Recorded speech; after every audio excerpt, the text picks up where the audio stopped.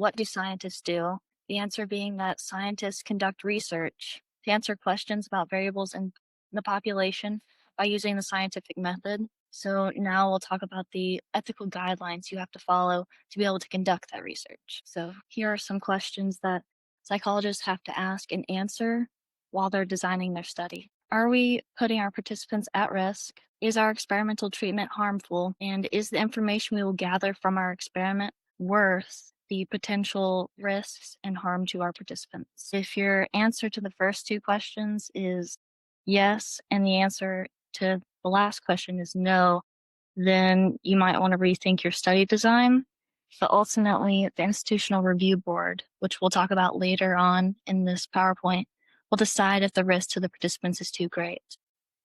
So here are three instances that created major concern regarding research ethics that are cited in your text, or maybe it was for the book last year. And we'll watch some videos on that actually. Can you guys still see my screen? Yeah. Can you see the video though? No. You share. Okay, here we go. Yeah, it's on the screen now. In 1939, Germany made the first invasion of World War II on Poland. This gave them ample war prisoners. The Nazi Party began human experimentation, exploring the limitations of the human body and trying to form the perfect race. The information gained from them provided huge medical advances, many of which are still used today. Baruch K. Cohen says following World War II, leading Nazi doctors were brought to justice before the International Military Tribunal at Nuremberg. 20 doctors were charged with war crimes and crimes against humanity. The Nuremberg trial of the doctors revealed evidence of sadistic human experiments conducted at Dachau, Auschwitz, Buchenwald, and Sachsenhausen concentration camps.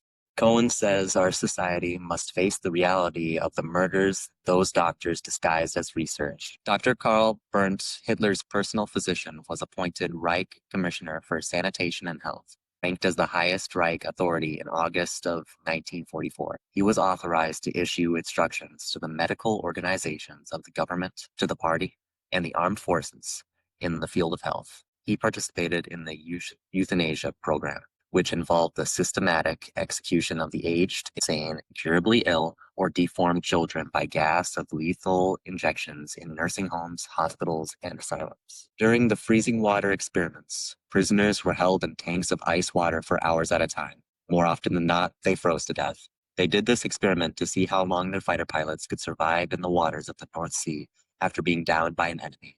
Dr. Sigmund Rasker performed ice water experiments on some 300 prisoners at Dachau. 80 to 90 of them died as a result. High-altitude experiments were also performed by Dr. Rasker at Dachau. His goal was to determine the best means of rescuing pilots from the perils of high altitude when they abandoned craft. He used decompression chambers to do these experiments on 200 prisoners. 80 died from these experiments and the rest were executed. It is said that Dr. Rasher would dissect the victims' brains while they were still alive to prove that altitude sickness was a result of air bubbles in the blood vessels. Seawater experiments were performed on 90 gypsy prisoners by Dr. Hans Ippinger. The experiment was meant to determine if a human being could live on seawater as their only liquid for more than a week. The victims became so dehydrated that they were caught licking the floor after it was mopped.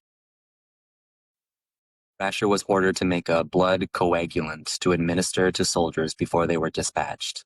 He tested his patented coagulant by observing the rate of blood drops that would ooze from freshly cut amputation stumps of the living and conscious prisoners at Dachau. Joseph Mengele was the chief provider of the gas chambers. When it was reported that one block was infected with lice, Mengele solved the problem by gassing all of the 750 women assigned to it. Mengele did a number of medical experiments of unspeakable horror at Auschwitz using twins. The twin experiments were the most well-known Nazi medical experiment. They were performed at Auschwitz by Dr. Joseph Mengele. His goal was to help the Aryan race multiply in greater numbers and eventually to repopulate the world with Germans. 1,000 pairs of twins were used, and about 200 pairs survived. Professor Karl Kohlberg injected chemical substances into wombs of thousands of Jewish and Gypsy women. The sterilization experiments were some of the most well-known. Baruch Cohen states, thousands of inmates had their genitals mutilated in order to discover cheap methods of sterilization. The Nazis hoped that these methods could ultimately be applied to millions of unwanted prisoners. At Auschwitz, women were sterilized by injections of caustic substances into their cervix or uterus. This caused inflamed ovaries, horrible pain, bleeding, and stomach spasms. Men had their testicles exposed to large amounts of radiation and then were castrated. Although the data is morally tainted, soaked with the blood of its victims, one cannot escape confronting the dreaded possibility that perhaps the doctors at Dachau actually learned something that today could help save lives or benefit society. You can't think about contemporary issues of medical ethics outside the shadow of the Holocaust, said Dr. Arthur Kalben, director of the Center of Biomedical Ethics at the University of Minnesota and the chief organizer of the conference. Cohen says this is forcing people to confront the evil wrought by medicine. In recent years, at the United States Penitentiary in Atlanta, the Illinois State Penitentiary, and New Jersey State Reformatory, some 800 convicts volunteered to be infected with malaria so medical men can study the disease. The experiments, who are directed by the Office of Scientific Research and Development, have found prison life ideal for controlled laboratory work with humans. Their subjects all eat the same food, sleep the same hours, and are never far away. The prisoners are not pardoned or paroled for submitting to infection. Prison malaria experiments underline the fact that malaria is still a very serious medical problem. In the United States, there are 1 million cases a year. So the next video will be about the Tuskegee syphilis experiment. In July of 1972, the Washington Star newspaper broke the story about the controversial Tuskegee Institute syphilis experiment. For 40 years, from 1932 until 1972, the U.S. Public Health Service, in partnership with Tuskegee, secretly studied the effects of untreated syphilis in African American men in Alabama. 600 black men, 399 with syphilis, and 201 without the disease were induced to participate in the experiment. Nearly all of them were poorly educated, impoverished sharecroppers. In exchange for participating, they were promised free medical exams, hot meals, and a burial stipend. The men with syphilis were not told they were infected and were not treated, even after penicillin was discovered to be an effective cure for the disease. In the 90s, over the course of the experiment, 128 participants died of syphilis or syphilis-related complications. In 1972, when the paper exposed the details, the experiment was still ongoing. It incited public outrage over the unethical treatment of the participants, which led to the experiment's termination that November. The following year, the NAACP filed suit on behalf of the survivors. The federal government settled the lawsuit for $10 million. It also agreed to provide survivors and their infected family members with free medical services. Last video is Milgram's obedience study. In this setting, I allow things to be done to me that I wouldn't allow in any other context. The dentist is about to put an electric drill into my mouth. In this setting, I willingly expose my throat to a man with a razor blade. Stanley Milgram, one of the most influential social psychologists of the time, was particularly fascinated with the dangers of group behavior and blind obedience to authority. What is there in human nature that allows an individual to act without any restraints whatsoever, so that he can act inhumanely, harshly, severely, and in no way limited by feelings of compassion or conscience? These equip me. But he might be dead in there. The experiment required it. Brianna and Dave Halls. The experiments that Milgram and others conducted were controversial and, for ethical reasons, may never be conducted again. Yet the results of those experiments remain groundbreaking, profoundly revealing about the tensions between the individual and society, and increasingly relevant to contemporary life. In 1962, Stanley Milgram shocked the world with his study on obedience. To test his theories, he invented an that would become a window into human cruelty. In ascending order, a row of buttons marked the amount of voltage one person would inflict upon another. Milgram's original motive for the experiment was to understand the unthinkable, how the German people could permit the extermination of the Jews. When I learn of incidents such as the massacre of millions of men, women, and children perpetrated by the Nazis in World War II, how is it possible, I ask myself, that ordinary people, who are courteous and decent in everyday life, can act callously, inhumanely, without any limitations of conscience? And there are some studies in my discipline, social psychology, that seem to provide a clue to this question. What I wanted to study was a little different, went a little bit further. It was the issue of authority. Under what conditions would a person obey authority who commanded actions that went against conscience? These are exactly the questions that I wanted to investigate at Yale University. It is May 1962. An experiment is being conducted in the Elegant Interaction Laboratory at Yale University. Subjects are 40 males between the ages of 20 and 50 residing in the greater New Haven area. Psychologists have developed several theories to explain how people learn. One theory is that people learn things correctly whenever they get punished for making a mistake. 40 years later, Milgram's infamous experiment, Obedius, is still taught in classrooms around the world. You open those and tell me which of you is which.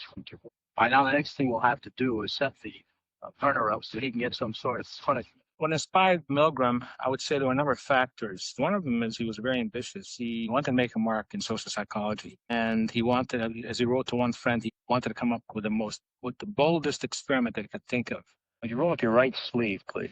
Electrode is connected to the shock generator in the next room. This electrode paste is to provide a good contact to avoid any blister or burn. You got any questions now before we go into the next room? About 2 years ago, I was at the Veterans Hospital in West Haven, and while there, they detected a heart condition. Nothing serious, but as long as I'm having these shocks, how strong are they? How dangerous are they? No, although they may be painful, they're not dangerous. Anything else? No, that's all.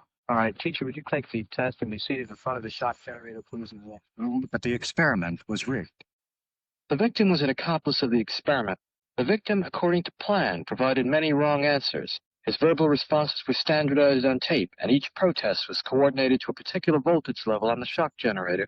Now, as teacher, you were seated in front of this impressive-looking instrument, shock generator. Its essential feature is a line of switches that goes from 15 volts to 450 volts, and a set of verbal designations that goes from slight shock to moderate shock, strong shock, very strong shock, intense shock, extreme intensity shock. Finally, XXX, danger severe shock. Your job, the experimenter explains to you, is the word pair test. If he gets each answer correctly, fine, you move on to the next pair. But if he makes a mistake, you are instructed to give an electric shock, starting with 15 volts, and you increase the shock one step on each error. Correct. You'll now get a shock of 105. Just how far can you go in this thing? As far as necessary. What do you mean, as far as that?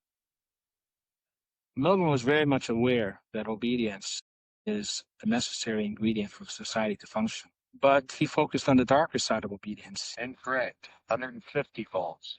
Sad face. That's all. Get me out of here. I can't join that hard trouble. My heart's starting to bother me now. It's absolutely essential that you continue. You got no other choice, teacher. Oh, I have a lot of choices. My number one choice is that I wouldn't go on if I thought he was being smart. Now, this man makes disobedience seem a very rational and simple deed. Other subjects respond quite differently to the experimenter's authority. Well, it's here. 75 volts. Some psychologists were troubled by the ethics of it. Many, if not most subjects, found it a highly stressful, conflicted experience. People are stammering, stuttering, laughing hysterically, inappropriately. When we say people went to the top of the chalkboard, it wasn't like they were going blithely, sadistically. People went stop and go, stop and go. They were in a state of conflict, which created a tremendous amount of stress. So that was the main critique. It will be at 3:30. As his voice began to show increasing frustration, so did I. And I was really in a state of real conflict and agitation. One of Stanley Milgram's basic contributions was that you don't ask people what they would do given this hypothetical situation. You put them in the situation. 80 volts. Please continue. 180 volts. According to Milgram, one of the things that's a prerequisite for carrying out acts that are evil is to shed responsibility from your shoulders and hand it over to the person in charge. I mean, who's going to take the responsibility if anything happens to that gentleman? I'm responsible for anything that happens to you. Continue.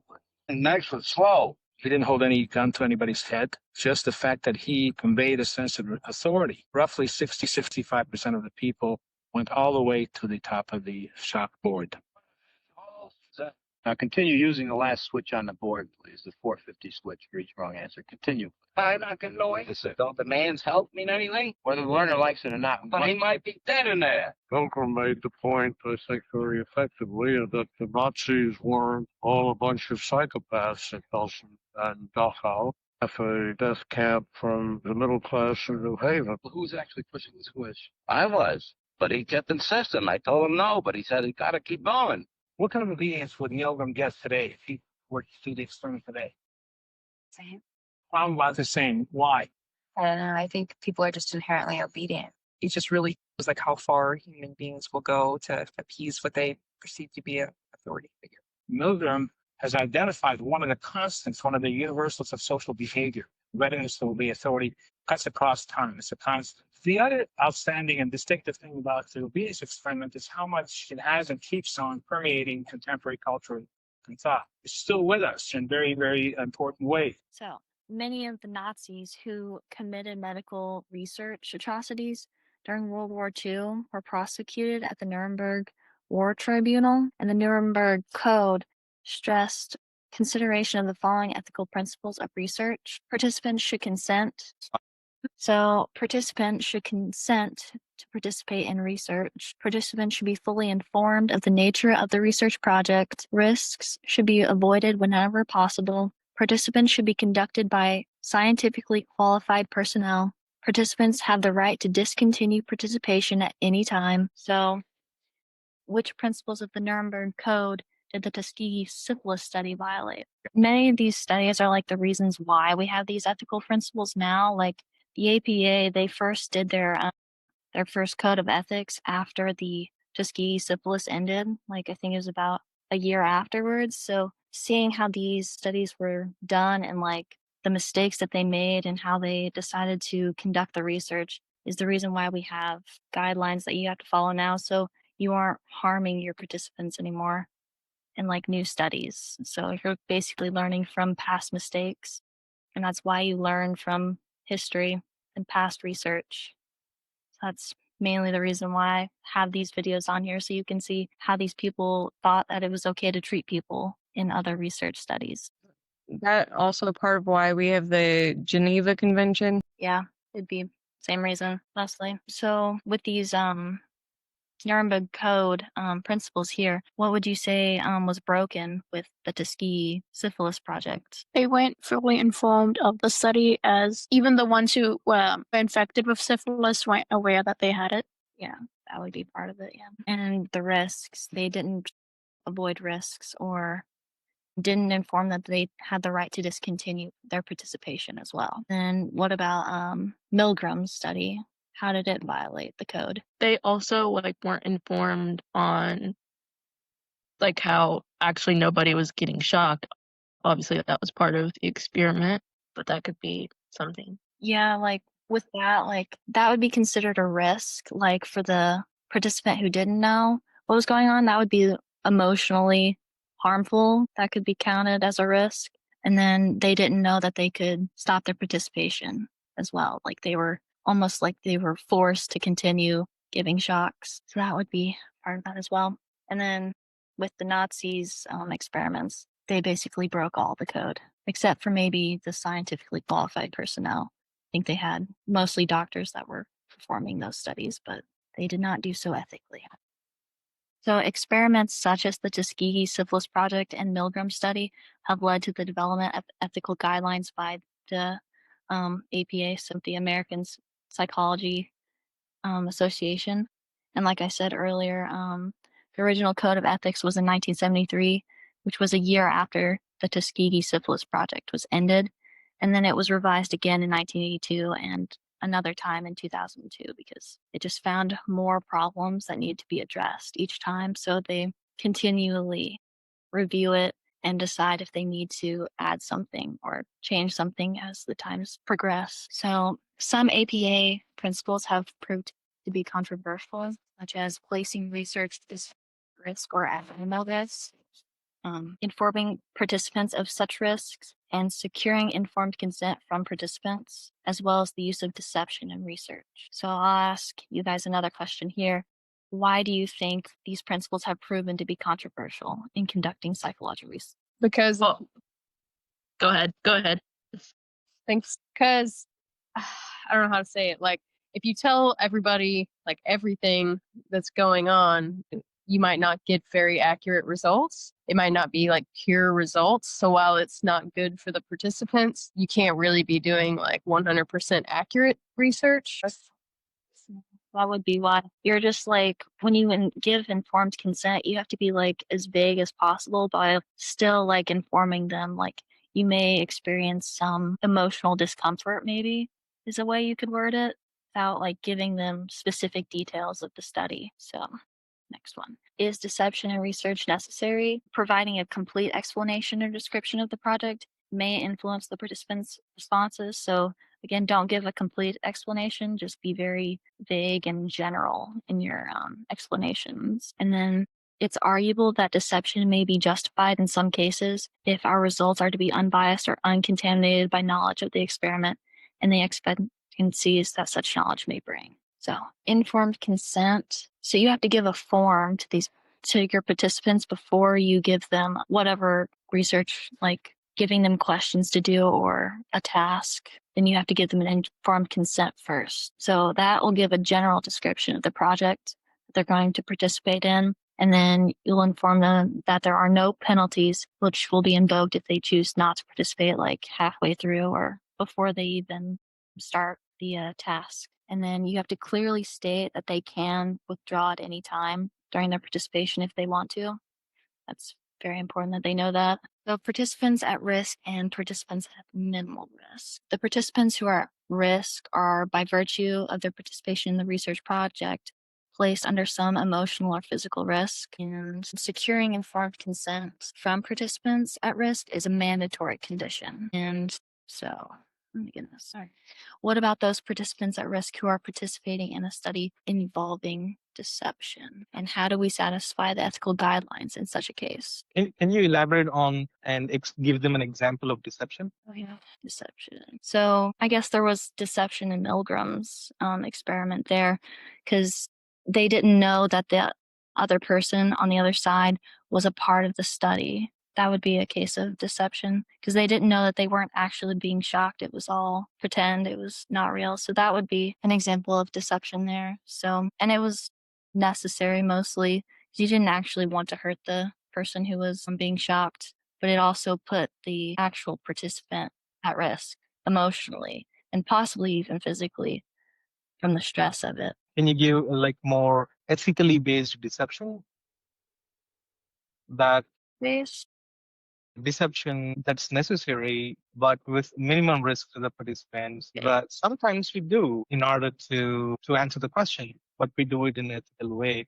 Okay, so the participants at minimal risk are the participants who will experience no harmful effects through taking part in the research project, which will hopefully be how your study is designed. So the vulnerable populations will be specifically the ones children or patients with physical or mental disorders, persons with lower intelligence, low literacy, or English as a second language. And then you also have to consider the health and age of your participants, which also goes with that. So then we move on to the debriefing session. It's the final step in conducting the research project and involves explaining to participants the nature and purpose of the project. So it's a lot like the informed consent, except it's not a general explanation anymore. You're giving them basically everything that they did, like in detail, and like why you had them do that as their task.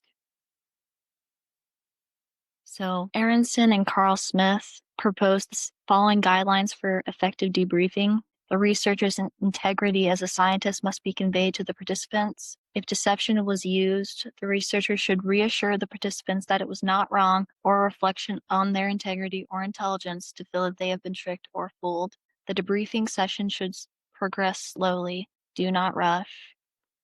And researchers should make every effort to return participants to the same state they were in at the beginning of the project. And the researchers should repeat all guarantees of confidentiality and anonymity that were made at the beginning of the project. For maximum effectiveness, the researcher should conduct the briefing session immediately following the experimental session.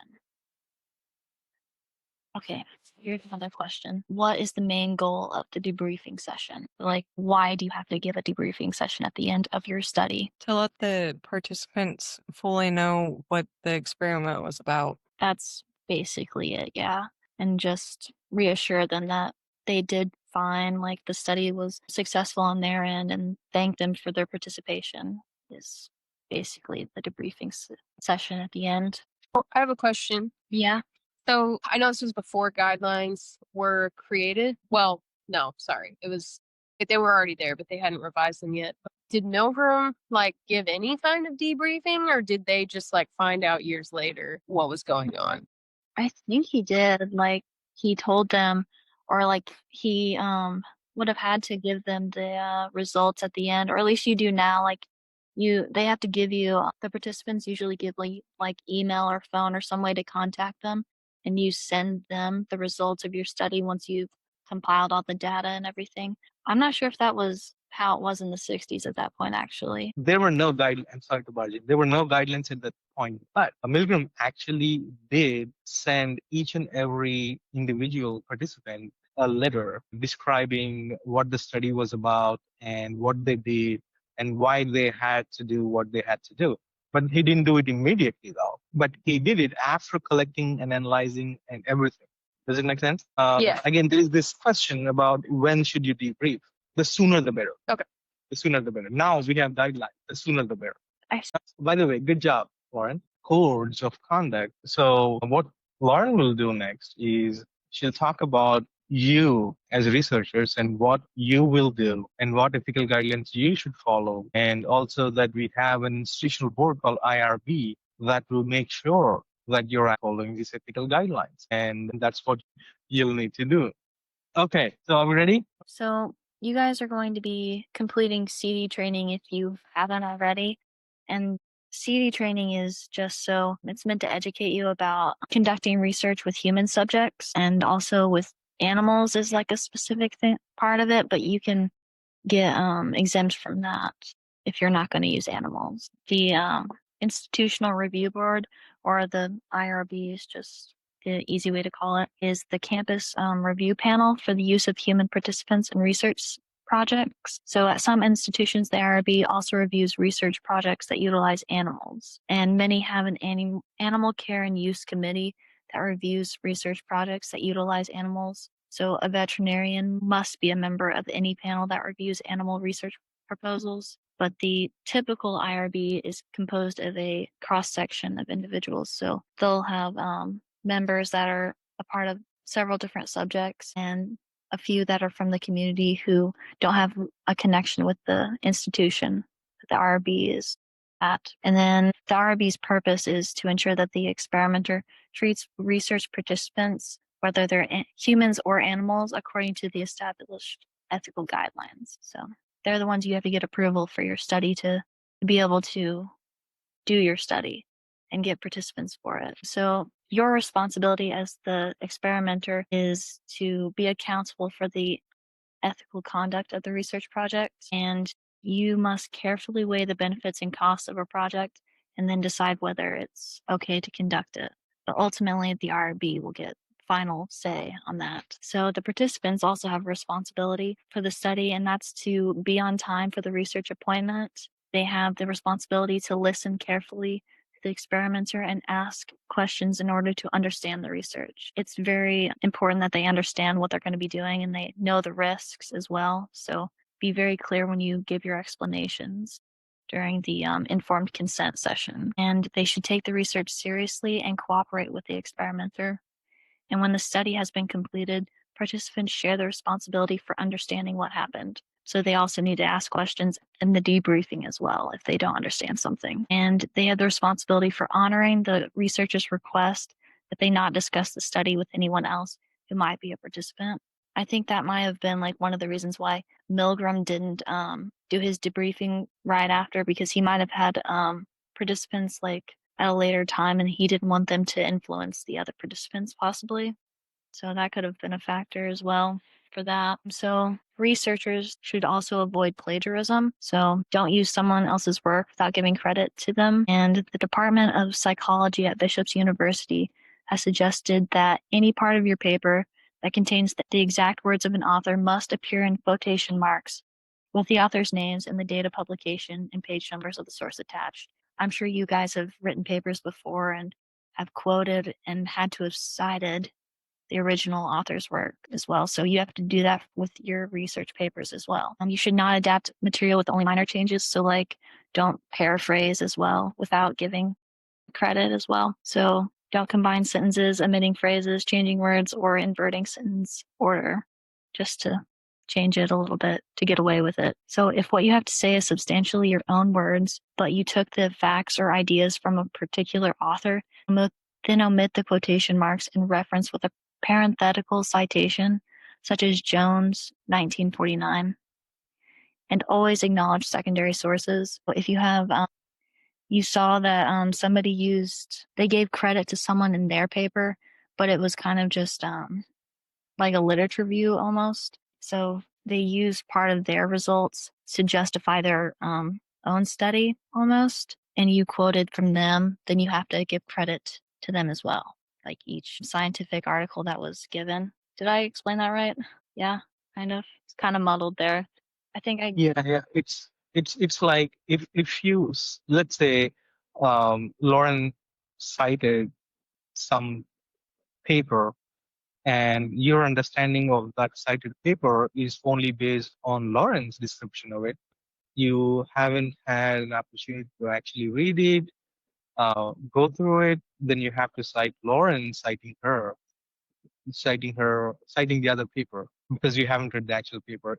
Ideally, you have to read the other paper. Does it make sense? You must reference every statement of fact and every idea or opinion not your own, unless the item is part of common knowledge. And do not hand in for credit a paper that is the same or similar to one you have handed in elsewhere. So if you're going to use information from a previous paper, you do have to cite your own work as well, even though it's yours. So avoid fabrication of data. So that refers to situations where the experimenter either deliberately changes or alters data or makes up data to suit his or her needs. Just a quick note, the previous slide and this slide, these slides are about after conducting the research and when you're writing it up. That's what it's referring to. Not before IRB. This is after IRB, after collecting data, and you're writing it up. Okay, so some researchers feel a pressure to publish and thus will fabricate data to support their hypotheses. So don't do that. Avoid lying with statistics. Results should be presented in an unbiased manner and always cite your references correctly. So it's the researcher's responsibility to cite and list only those articles that have been read. And the least you should do is cite the secondary source you are using. So that's kind of going back to what we talked about on the last slide. And it's allowable to cite an article that is described and referenced in another article. Okay. So if Smith and Davis described and referenced a research project conducted by Brown, you can cite it as Brown, as cited in Smith and Davis 1999, found that so-and-so. In your reference section, you would list only the Smith and Davis reference, the one that you actually read, because you didn't actually read Brown's article. It was just something that was in Smith and Davis's.